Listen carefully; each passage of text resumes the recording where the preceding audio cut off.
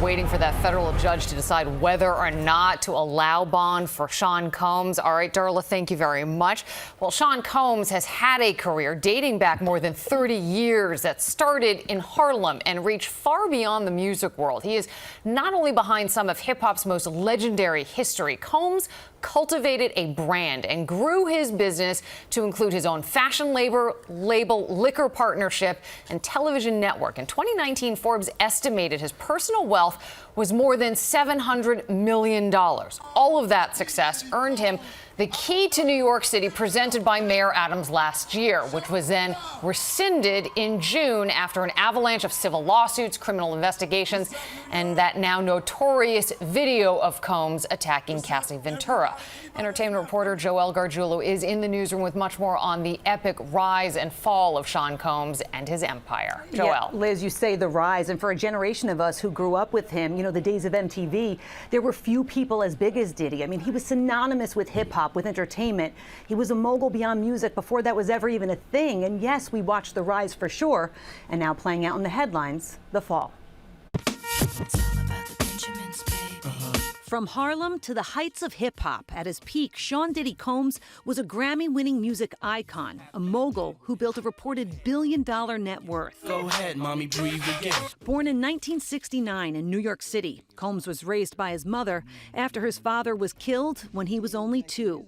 His mother, Janice, pushing him to pursue a business degree. He did that at Howard University, but left after a year for an internship at Uptown Records. His hustle and eye for talent propelled him to the ranks fast, to A&R executive and producer. But it was his discovery of Christopher Wallace, the notorious B.I.G., that would change his life and the course of hip-hop history. It was all a dream. In '93, Combs founded Bad Boy Records with Biggie as his star artist. Bad Boy's impact on 90s hip-hop was seismic.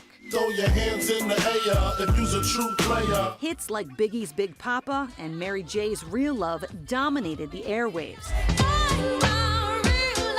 Eventually, Combs himself started making music, releasing his debut album in '97 as Puff Daddy, selling 5 million copies and cementing his status as both a music mogul and artist.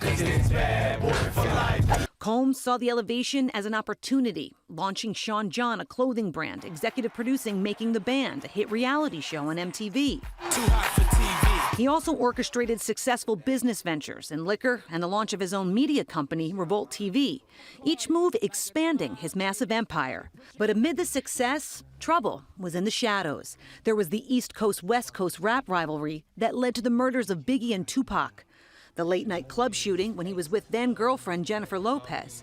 There had been allegations of sexual assault and violence. Then 5 months ago, this video. Today, federal charges of sex trafficking and racketeering. A stunning and shocking fall from grace. And the U.S. attorney summed it up better than I can, saying a year ago, Sean Combs stood in Times Square and was handed a key to New York City. Today, he's been indicted and will face justice in the Southern District of New York.